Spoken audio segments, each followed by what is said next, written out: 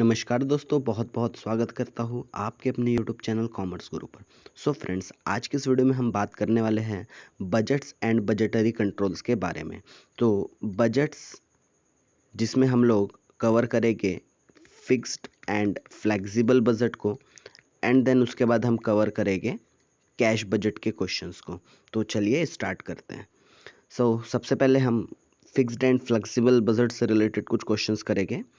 Question क्या कहता है, the cost of material at 50% capacity is ₹8,000।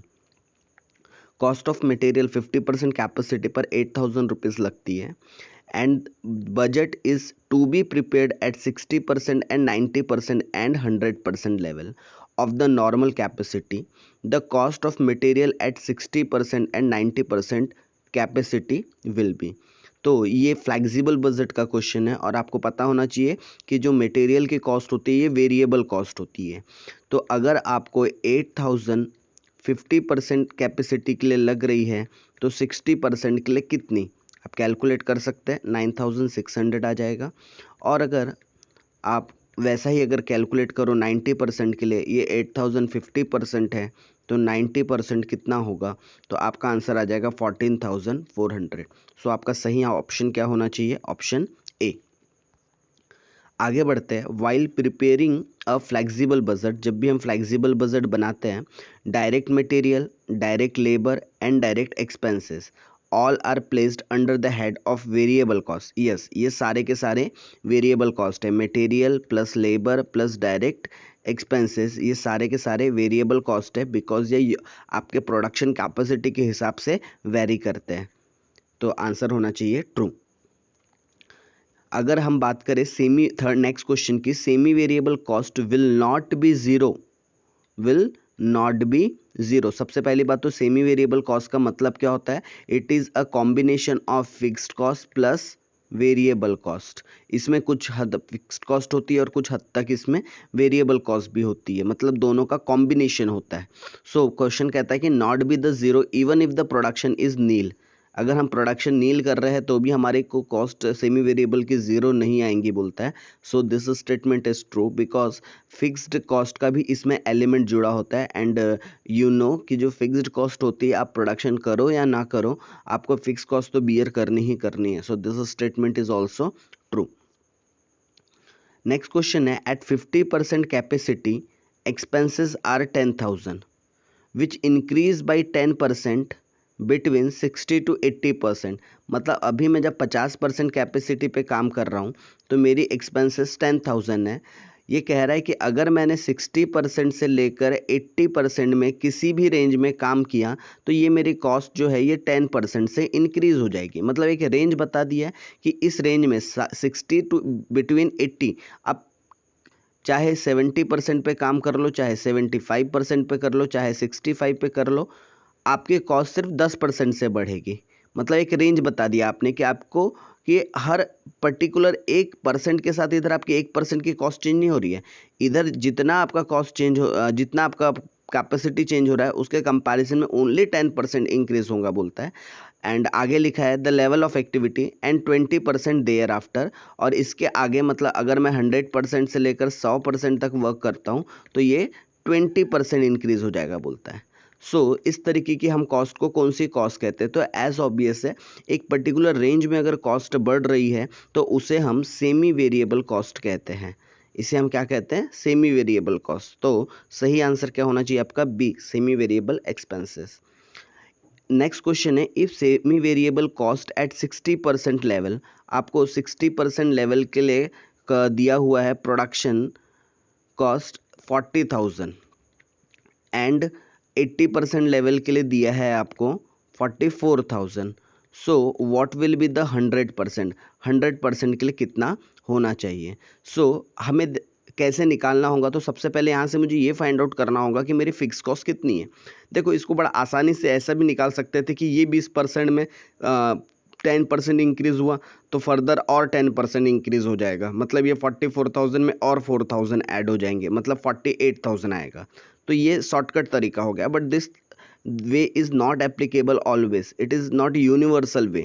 ठीक है, ये यूनिवर्सल वे नहीं है। यहाँ पर 10% का इंक्रीज हुआ तो नेक्स्ट 20% में भी और फर्दर 10% इंक्रीज होगा, तो हमारे लिए 48,000 कॉस्ट आ जाएंगे 100% लेवल पे। ठीक है, आंसर निकल गया आपका, आंसर एक्चुअली 48,000 आना चाहिए, बट इसका सही वे एक और आपको बता दूं, जो डिफरेंस इन, ये आपको दिख रहा है डिफरेंस इन कॉस्ट, ये 4,000 का डिफरेंस है।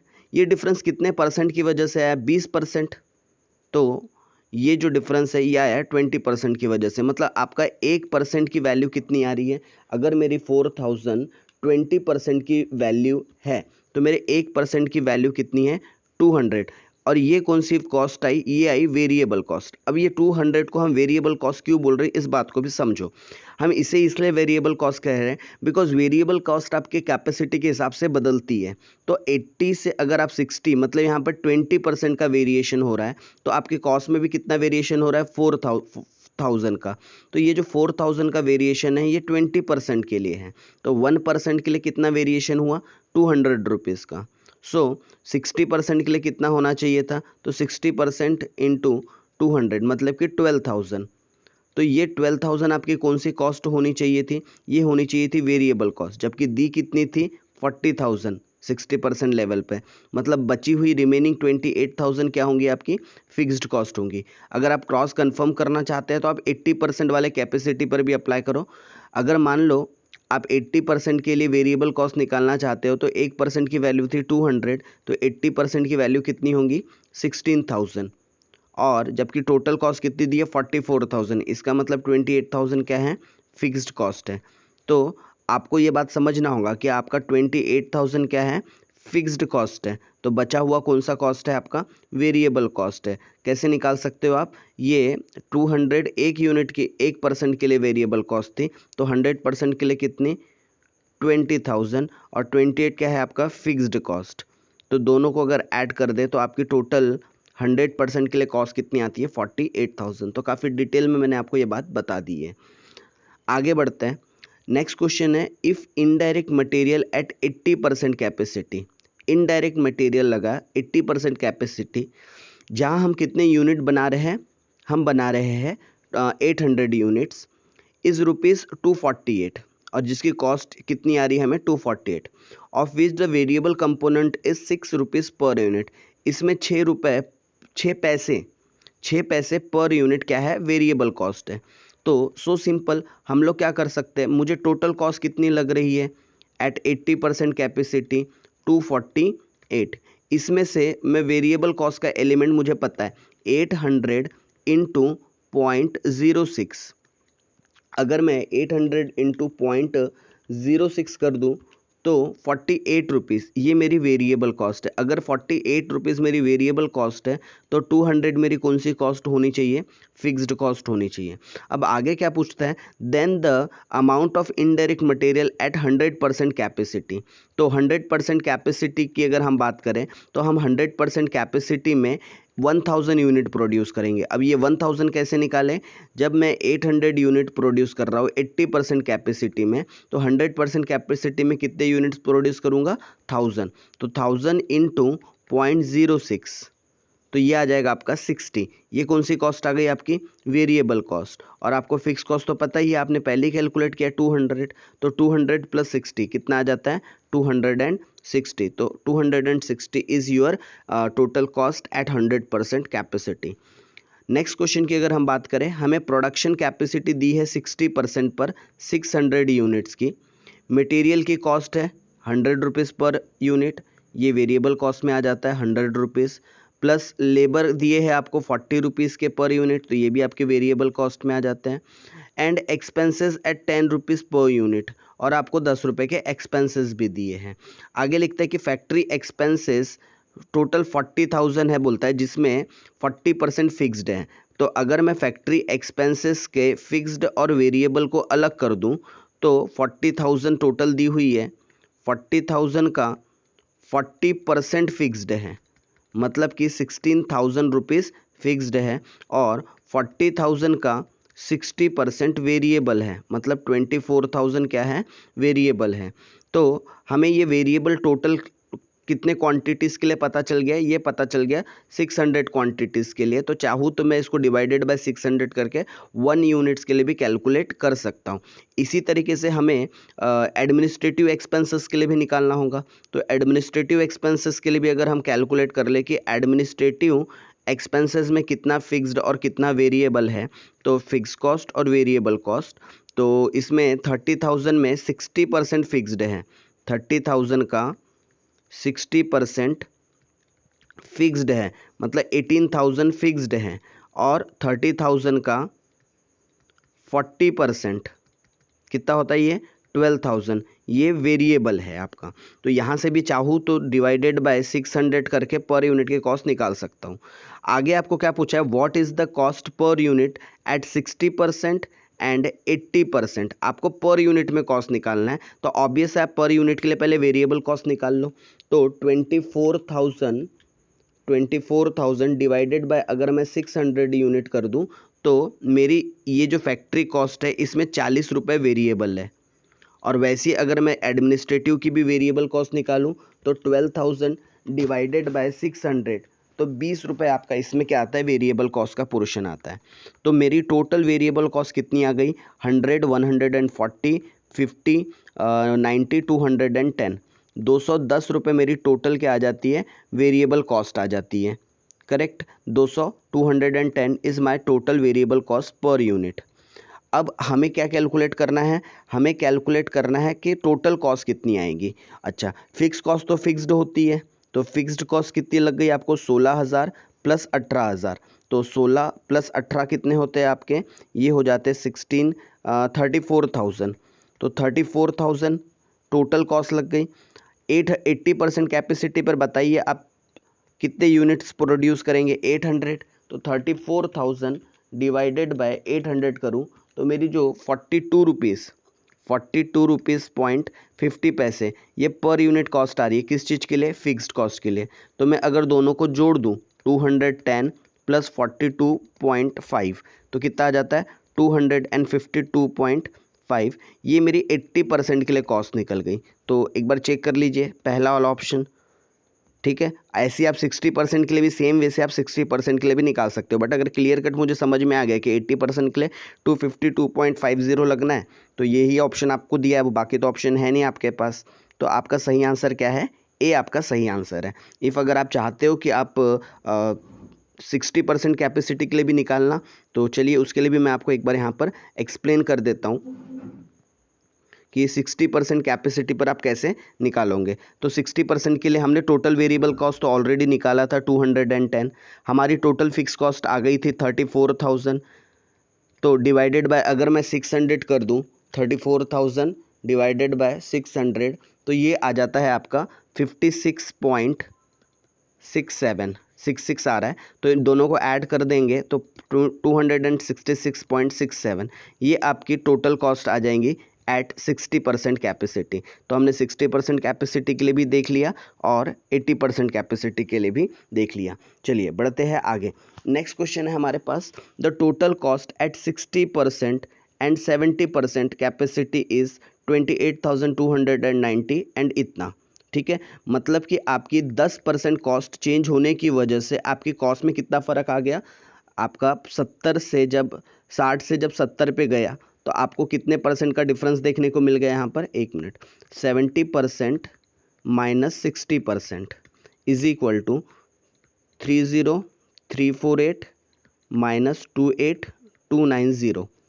तो 30,348 में से हमने माइनस कर दिया 28,290, तो ये आता है 2058, यानी कि ये 10% के लिए वेरिएबल कॉस्ट है। ठीक है, तो आपको क्या पूछता है, production at 60% level is 720 units. 60% capacity में आप कितना यूनिट सेल करते हो, बोलता है टोटल 720 यूनिट्स आप सेल करते हो and the selling price is 38 rupees per unit. आपको डिटरमाइन करना है profit and loss at 80% capacity. तो सेल्स तो ठीक है, हमें सेलिंग प्राइस पता है, अगर हम लोग 720 यूनिट्स बनाते हैं एट 60% कैपेसिटी, तो हम लोग 80% कैपेसिटी में कितने यूनिट प्रोड्यूस करेंगे, तो 760 डिवाइडेड बाय 60 इंटू 80, तो हम लोग 960 यूनिट प्रोड्यूस करेंगे। हम लोग 960 यूनिट्स प्रोड्यूस करेंगे। तो कितने यूनिट्स बनाएंगे वो बात तो समझ में आ गई। इनटू अगर हम 38 कर देंगे तो हमें टोटल सेलिंग प्राइस मिल जाएंगी। तो इनटू में अगर 38 कर दूं तो हमें टोटल सेलिंग प्राइस मिल जाती है 36,480। ये क्या आ गई हमारी total cost, sorry total selling price, total selling price. इसमें से माइनस कर दूंगा टोटल कॉस्ट फॉर 80% कैपेसिटी के लिए, तो मुझे प्रॉफिट एंड लॉस पता चल जाएगा। तो अगर हम कॉस्ट की बात करें तो ये मेरा 2058, ये मेरा 10% के लिए वेरिएबल कॉस्ट है। तो अगर ये 10% के लिए वेरिएबल कॉस्ट है तो 80% के लिए वेरिएबल कॉस्ट कितनी आनी चाहिए? तो आप या फिर 1% के लिए भी निकाल सकते हो। आप डिवाइडेड बाई 10 कर दोगे तो आपको 1% की वेरिएबल कॉस्ट पता चल जाएंगी। तो 1% की वेरिएबल कॉस्ट है 205.8। तो आपको 80% के लिए वेरिएबल कॉस्ट कितनी लगेगी? इंटू 80 कर दीजिए।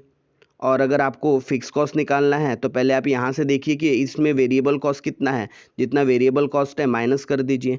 जैसे कि अगर मैं मल्टीप्लाइड बाय 60 करूँ तो मुझे 60% में कितना वेरिएबल कॉस्ट है वो पता चल जाएगा। तो 205.8 इंटू 60, तो ये आंसर आता है 12,348। ये मेरे लिए क्या आ गया? Variable cost. तो मैंने टोटल कॉस्ट में से माइनस कर देना है 28,290। तो हमारी फिक्स कॉस्ट पता चल जाएंगी। फिक्स कॉस्ट आ रही है 15,942। फॉर योर कंसिडरेशन और फॉर योर क्रॉस रेफरेंस आप 70% के लिए भी एक बार निकाल के देख सकते हैं। तो 205.8 इंटू में अगर 70 कर दूं तो मुझे वेरिएबल कॉस्ट पता चल जाती है। 70% के लिए मेरी वेरिएबल कॉस्ट आती है 14,406, और उसमें से मैं टोटल कॉस्ट माइनस कर दूं तो मेरी फिक्स कॉस्ट बराबर ही आनी चाहिए। तो अगर इसमें से मैं माइनस करता हूं 30,348, तो मेरी बराबर आपकी फिक्स कॉस्ट आती है 15,942। ये आपकी फिक्स कॉस्ट है। तो आपको फिक्स कॉस्ट पता चल चुकी है। कितनी है आपकी फिक्स कॉस्ट? 15,942। अब इसमें प्लस कर देंगे वेरिएबल कॉस्ट। तो 1% के लिए वेरिएबल कॉस्ट था 205.8, तो 80% के लिए कितना? तो ये आता है आपका 16,464, और प्लस कर देंगे इसमें फिक्स कॉस्ट 15,942। तो हमारी जो टोटल कॉस्ट है वो आ जाएंगे 32,406। तो मैं अगर टोटल सेलिंग प्राइस में से टोटल कॉस्ट माइनस कर दूं तो 4074, ये मेरा प्रॉफिट निकलेगा। तो ऑप्शन में एक बार आप चेक कर सकते हैं। मैं सारे क्वेश्चंस को काफ़ी डिटेल में इसलिए बता रहा हूँ ताकि इस तरीके से कोई भी क्वेश्चन आ सके आप उसको इजीली सॉल्व कर सके, इसलिए मैं हर एक क्वेश्चन को इतने डिटेल्स में जाके बता रहा हूँ। चलिए आगे बात करें। नेक्स्ट क्वेश्चन हमारे पास, semi variable expenses increase with the increase in the level of activity in the same proportion.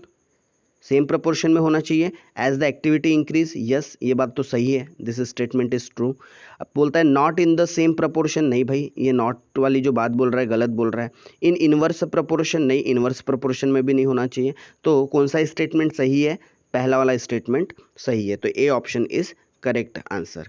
फिर बोलता है variable cost is also known as. Variable cost को और क्या भी बोलते हैं? डायरेक्ट कॉस्ट बोलते हैं क्या? यस बोलते हैं। प्रपोर्शनेट कॉस्ट बोलते हैं क्या? यस, प्रपोर्शनेट कॉस्ट भी बोलते हैं क्योंकि प्रपोर्शनेटली लगती है। Both A and B, yes, direct cost भी बोलते हैं, प्रपोर्शनेट कॉस्ट भी बोलते हैं। तो सही आंसर क्या है आपका? C, both A and B. Next question है, in order to prepare a flexible budget items of anticipated expenditure are classified into blank categories. तो हम लोग जो फ्लेक्सिबल बजट है उसको हम, जो एक्सपेंसेस है उसे हम variable cost, semi variable cost और फिक्स कॉस्ट, ये 3 कैटेगरी में डिस्ट्रीब्यूट करते हैं। मतलब कि आंसर आना चाहिए 3। Flexible budget is used when, flexible budget का हम इस्तेमाल कब करते हैं? जब डिमांड रिमेन स्टैटिक, जब हमारी डिमांड फिक्स्ड रहे तब। Even when there is change in the taste and the fashion of the customer.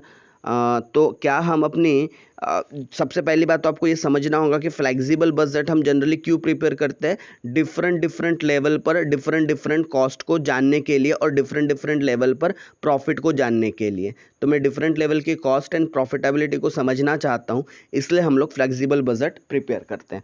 तो क्या बोल रहा है, डिमांड तो रिमेन मेरी क्या रहेंगी, फिक्स रहेंगी, even when there is change in the taste and the fashion of the customer. तो अगर मेरी डिमांड रिमेन कांस्टेंट है तो क्या मुझे फ्लेक्सिबल बजट की ज़रूरत पड़ेगी? यस, बिकॉज क्या चेंज हो रहा है यहाँ पर, change in taste and fashion. तो मुझे उसके हिसाब से अपने लेवल्स को क्या करना पड़ेगा, ऑल्टरनेट करना पड़ेगा। When the business unit is new, obvious है अगर मेरा बिजनेस न्यू है तो मुझे अलग अलग कैपेसिटी पर देखना पड़ेगा कि मुझे कौन से कैपेसिटी पर optimum resources and maximum profit हो रहा है। तो मैं हर एक कैपेसिटी के लिए अपना क्या निकाल के देखूंगा, एक्टिविटी लेवल निकाल के देखूंगा, और कौन से लेवल पर मुझे ज़्यादा बेनिफिट मिल सकता है और क्या हमारे लिए उतने रिसोर्सेज अवेलेबल है, वो देखते हुए हम एक न्यू बिजनेस सेटअप में क्या कर सकते हैं, डिसीजंस ले सकते हैं। आगे है, whenever there is change of activity due to the change in government policy. Yes, obvious है कि मेरे पास अगर लेवल ऑफ एक्टिविटी चेंज हो रही है तो उसकी वजह से ही तो हम फ्लेक्सिबल बजट बनाते हैं। सो आंसर क्या होना चाहिए आपका, all of the above, because ये तीनों कारण वैलिड है जिसकी वजह से हम क्या करते हैं, फ्लेक्सिबल बजट बनाते हैं। ये इन तीनों चीज़ों में हम फ्लेक्सिबल बजट का इस्तेमाल करते हैं। Flexible budgeting is used when the supply of material and labor required for the production is। हम फ्लेक्सिबल बजट कब बनाते हैं, जब चीज़ें फिक्स्ड होती है, या फिक्स्ड सर्टेन मतलब होता है फिक्स्ड, अनसर्टेन मतलब जो चेंज होते रहे, जो चेंज होते रहे। तो लेबर एंड जो मटेरियल की कॉस्ट है ये क्या होते रहती है, चेंज होते रहती है। दे आर नॉट सर्टन, अगर सर्टन होती, फिक्स्ड होती, इतना ही देना है, सो इट फॉल करती फिक्स्ड नेचर की कैटेगरी में, और उसे हम फिक्स्ड बजट के अंदर कंसिडर करते हैं। तो material and labour are considered as variable cost and variable cost keep changing, so it is uncertain. तो आपका आंसर क्या होना चाहिए, अनसर्टन। नेक्स्ट क्वेश्चन है, which of the following statement are true regarding flexible budget. तो अगर one by one पढ़े तो on the basis of fixed budget marginal analysis can be obtained. Fixed budget में हम मार्जिनल एनालिसिस करते ही नहीं है। Flexible budget is important for the cost reduction and cost control. Yes, obvious है कि फ्लेक्सिबल बजट का इस्तेमाल हम cost reduction and cost control के लिए करते हैं, डेफिनेटली करते हैं। Fixed budgetary system is more flexible. भाई फिक्स्ड बजटरी सिस्टम कैसे फ्लेक्सिबल हो सकता है, इज मोर फ्लेक्सिबल बोलता है देन फ्लेक्सिबल बजट। तो स्टेटमेंट उल्टा है। तो सही आंसर क्या है आपका, B is your correct answer, correct option. तो ये हमने कुछ क्वेश्चन डिस्कस किए। एक नेक्स्ट क्वेश्चन देखते हैं, in blank actual performance can easily be compare due to the availability of budgets at different level. हम डिफरेंट डिफरेंट लेवल के बजट्स कौन से टाइप के बजट्स में बनाते हैं, फिक्स्ड में बनाते हैं क्या, ना। फ्लेक्सिबल में बनाते हैं क्या, हाँ। तो सही आंसर क्या होना चाहिए, बी। फ्लेक्सिबल बजट को हम और क्या भी बोलते हैं, flexible budget is also known as sliding scale budget, dynamic budget, या बोथ। तो स्लाइडिंग स्केल बजट का मतलब होता है जो अलग अलग लेवल के लिए क्या करे, आपको स्लाइड होते रहे, मतलब 80 से फिर वो 90% की तरफ चली गया, या 70% की तरफ। तो ऐसा बजट जो स्लाइड होते जा रहा है, मतलब अलग अलग लेवल के लिए आपको क्या कर रहा है, इन्फॉर्मेशन प्रोवाइड कर रहा है। तो डेफिनेटली फ्लेक्सिबल बजट को हम क्या बोलेंगे, स्लाइडिंग स्केल बजट। अच्छा, डायनामिक क्यों नहीं बोलेंगे, बिकॉज इसको हम मास्टर बजट कहते हैं, जिसमें सारी चीज़ें हम कैलकुलेट करते हैं। बोथ ए एंड बी तो हो नहीं सकता, क्योंकि आपका डायनामिक आंसर नहीं है। तो सही आंसर क्या है आपका, sliding scale budget. Next question की अगर हम बात करें, flexible budget is the budget which present blank at a various level of the business activity. तो फ्लेक्सिबल बजट हमें क्या बताता है, कॉस्ट बताता है क्या, यस, अलग अलग लेवल पे। रेवेन्यूज अपनी सेल्स इनकम बताता है कि यस, अलग अलग लेवल पे बताता है। रेवेन्यू बताता है, कॉस्ट बताता है, तो ऑब्वियस है प्रॉफिट एंड लॉस भी अलग अलग लेवल पे बताएगा। तो फ्लेक्सिबल बजट हमें सारी चीज़ें बताता है एट अलग अलग लेवल पर। आगे की अगर हम बात करें, fixed budget is of much help in the fixation of the selling price. क्या फिक्स्ड बजट हेल्प करता है आपकी सेलिंग प्राइस को फिक्स करने में, नो। बड़ा सा नो। वाई? बिकॉज हम फ्लेक्सिबल बजट का इस्तेमाल करते हैं अपने प्राइस को फिक्स करने के लिए, क्योंकि चीज़ें काफ़ी सारी बदलते रहती है, तो हमें उसके हिसाब से लेवल ऑफ आउटपुट एक्टिविटीज़ की वजह से काफ़ी सारे कॉस्ट भी बदलते रहते हैं, तो उसके लिए आपको फ्लेक्सिबल बजट प्रिपेयर करना चाहिए। तो जब भी हमें टेंडर के लिए प्राइस कोट करना है तो मुझे फ्लेक्सिबल बजट के बेसिस पर कॉल सेलिंग प्राइस डिसाइड करनी है, ना कि फिक्स्ड बजट पर। तो दिस स्टेटमेंट इज फॉल्स। अगर हम बात करें नेक्स्ट क्वेश्चन की, blank is based on the assumption that the firm will carry out it's activity only at the specific level and the targets of the production determined in budget will be achieved. तो कौन से type के budget में हमारा जो activity level है वो specifically होता है, जैसे कि 80%, 90%, 100%, 70%, 60%। तो इस तरीके की चीज़ें हम कहाँ पढ़ते हैं? हम पढ़ते हैं फ्लेक्सिबल बजट में। तो ये अभी तक के हम लोगों ने कुछ क्वेश्चंस देखे फ्लेक्सिबल बजट से रिलेटेड। दोस्तों नेक्स्ट पार्ट मीन्स पार्ट 2 में हम कैश बजट्स से रिलेटेड पूरे क्वेश्चंस देखने वाले। सो स्टे ट्यून, चैनल को जल्दी से सब्सक्राइब कर लीजिए ताकि ऐसे ही और भी एकेडमिक वीडियोस आप तक बहुत जल्दी आते रहे। धन्यवाद दोस्तों।